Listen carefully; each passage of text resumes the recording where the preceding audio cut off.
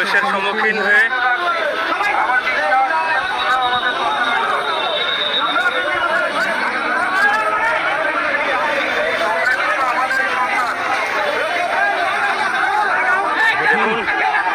পরিমাণ কিন্তু এখানে সমাগম হয়েছে।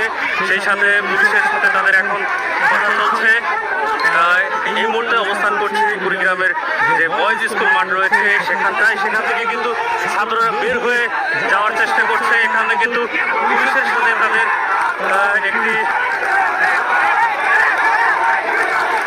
বাকবিতণ্ডা হচ্ছে। তারা কিন্তু বের হতে যাচ্ছে এই জায়গা থেকে, কিন্তু পুলিশ কিন্তু তাদেরকে